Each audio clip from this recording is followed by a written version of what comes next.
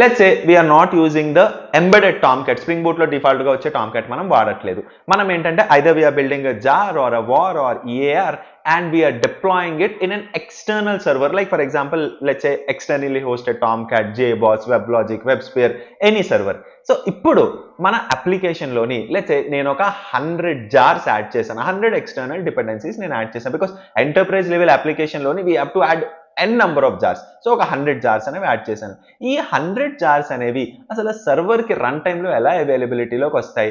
మనం బిల్డ్ చేసినప్పుడు ఆ జార్ అనేది మన లోకల్లో ఉంది, లోకల్ నుంచి తీసుకుంటుంది, కంపైలేషన్ ఇష్యూ అనేది రిజాల్వ్ అయిపోతుంది. బట్ ఈ సర్వర్ లోకి ఎలా అవైలబిలిటీలోకి వస్తాయి?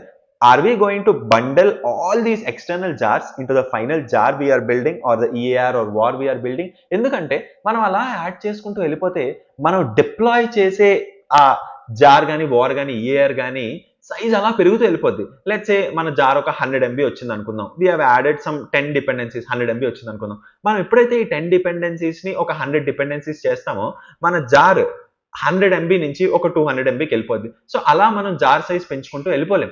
So what is it that we have to do in the server? ఈ ఎక్స్టర్నల్ డిపెండెన్సీస్ అన్నిటిని నేను బిల్డ్ చేసే జార్ ఆర్ ఈఏఆర్ లో కాకుండా సర్వర్ లోకి నేను ఎలా ఇవ్వగలను?